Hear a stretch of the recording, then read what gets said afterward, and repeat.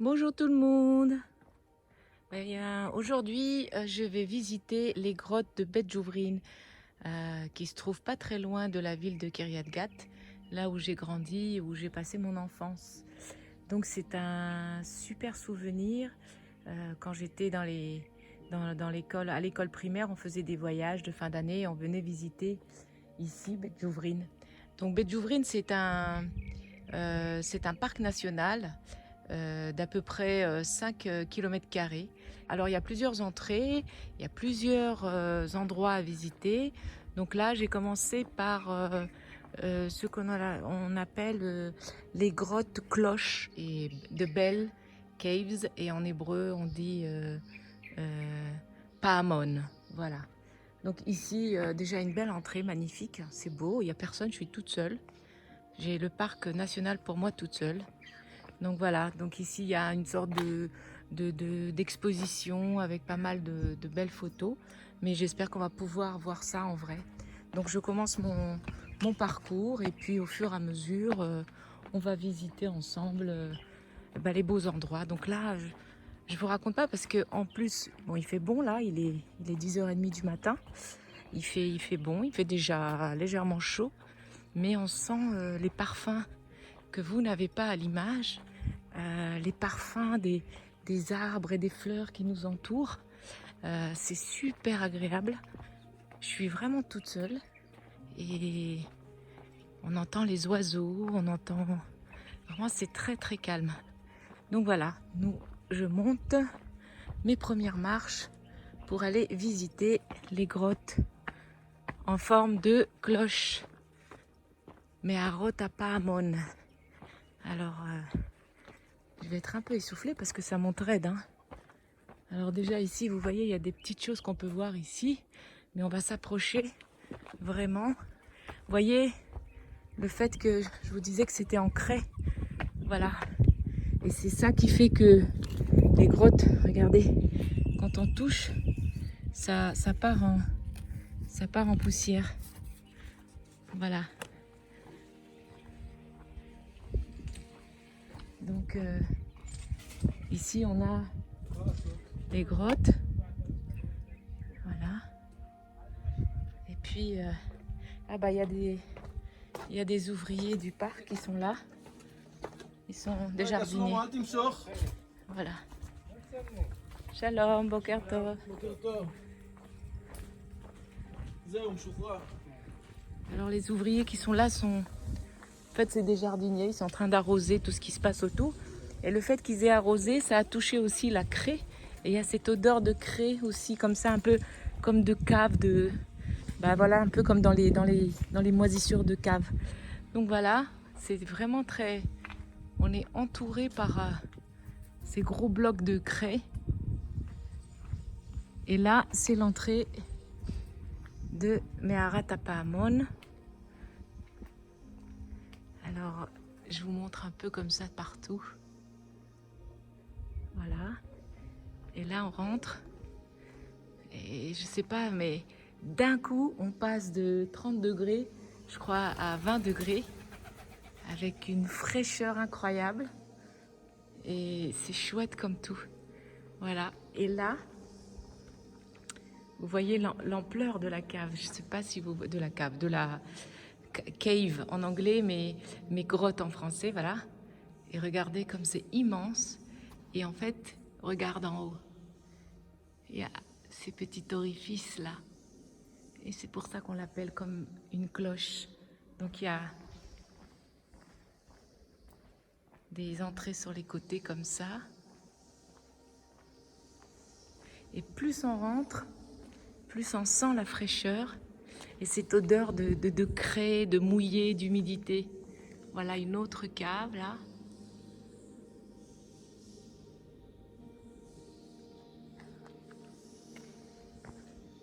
C'est immense. Moi qui mesure 1,56 m, j'ai l'impression d'être un schtroumpf au milieu. Voilà. C'est vraiment très très très beau. C'est impressionnant. Et puis ça résonne. Voilà, là, moi je suis entrée par là. Et puis j'ai fait tout le tour. fait, ici, il y a 1, 2, 3, 4 grosses grottes qui sont qui se sont creusées dans cette roche.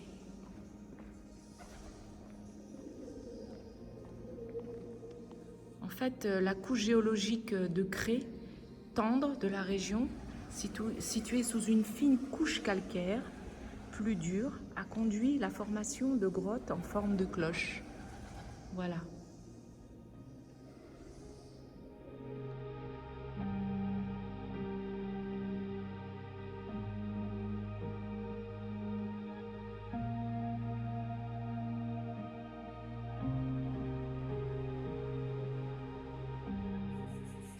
Alors je continue ma visite. Ah, regardez là les petits détails. Un oiseau en fer forgé posé sur le rocher. Et puis on entend les grillons. Je suis vraiment, à part les jardiniers qui sont là, je suis vraiment toute seule. C'est incroyable.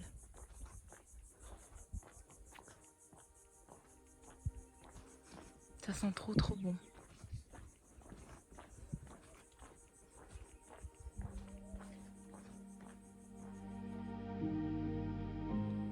Alors sur le chemin, on rencontre un caroubier. Voilà. Vous voyez les fruits. C'est ça les fruits du caroubier, le caroube. On en trouve dans des bonbons, dans des gâteaux. On utilise ça comme je crois, un épaississant. Et puis là, j'arrive vers une autre grotte et il me semble bien que c'est un figuier que je vois là. C'est dingue ça. Oui, c'est un figuier qui pousse sous la grotte. Incroyable. Voilà.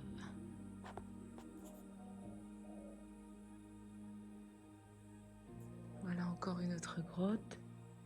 Ici. Oh, c'est beau. Donc là, on a toute une flopée de grottes qui se suivent comme ça. Ah, c'est magnifique. C'est trop beau. Ah là, ça vaut une belle photo ici.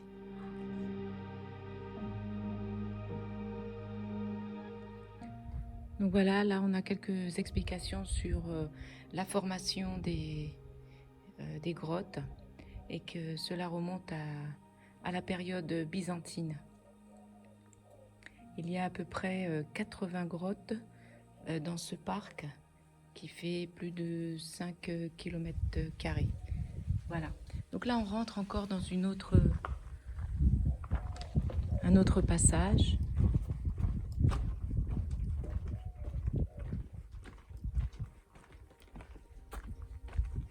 Et là, on se promène tranquillement en visitant toutes les grottes.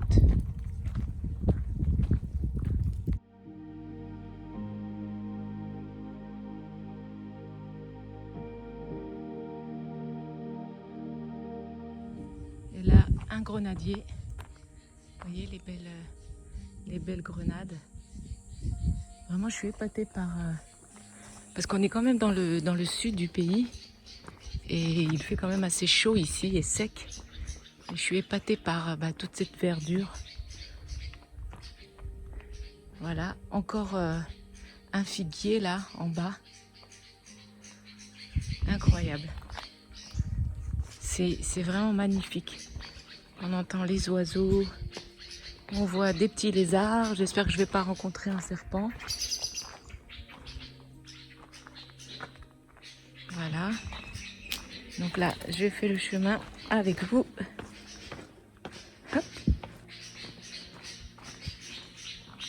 Pareil, cette sensation de fraîcheur qui, d'un coup, d'un seul paf, on sent quelques degrés en moins.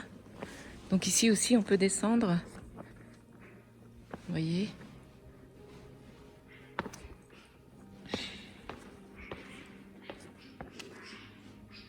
Regardez l'immensité des choses là, c'est magnifique.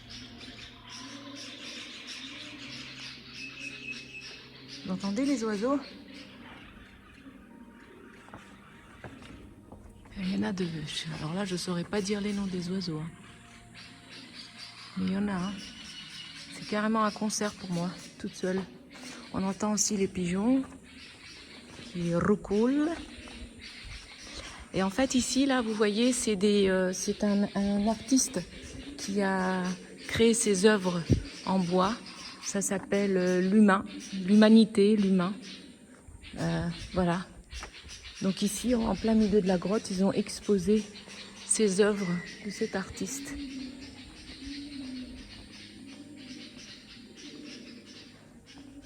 J'ai vraiment l'air d'un schtroumpf au milieu de ces grottes. C'est trop, trop beau.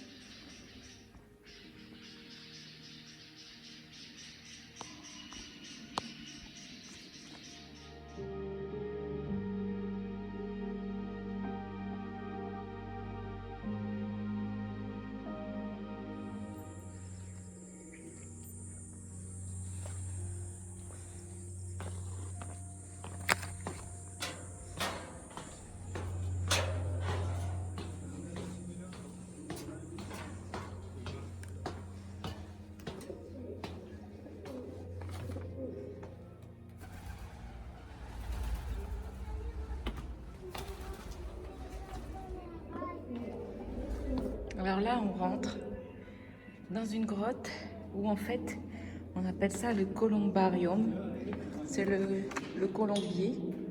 Et en fait, vous voyez tous les petits trous qu'on voit là. C'était les petits abris des pigeons.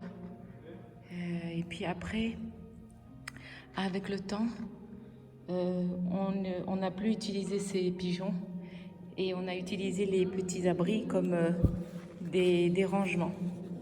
Donc là, je descends encore plus bas, jusqu'en bas.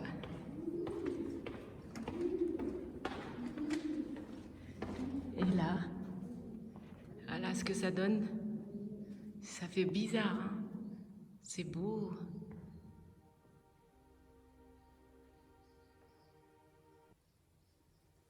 Et ça monte comme ça.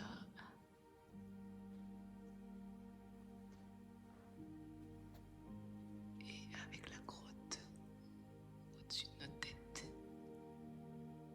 Voilà, il n'y a plus de bruit là. C'est silencieux.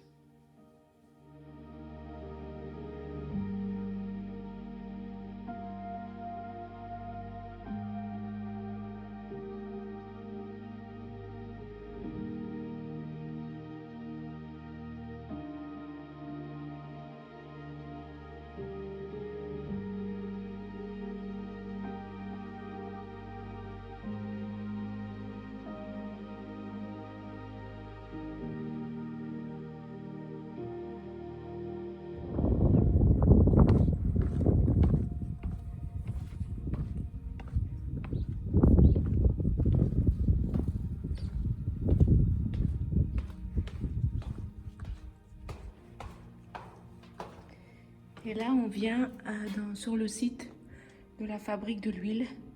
Donc là, on voit la grosse meule sur laquelle ils écrasaient les olives pour fabriquer l'huile. Et là, tout le système de récupération de l'huile. Voilà.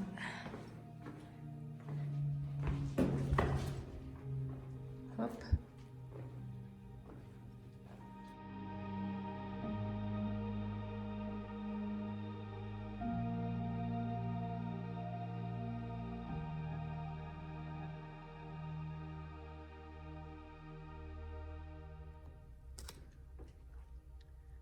Alors ici, on arrive dans une grotte qui, en fait, servait à l'époque byzantine de caveau. Donc voilà, en fait, toutes les places où on mettait les défunts.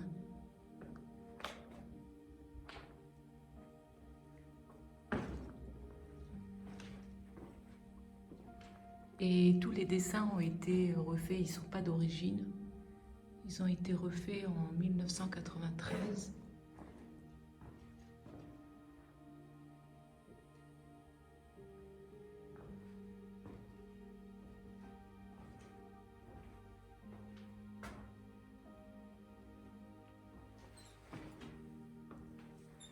Et là, c'était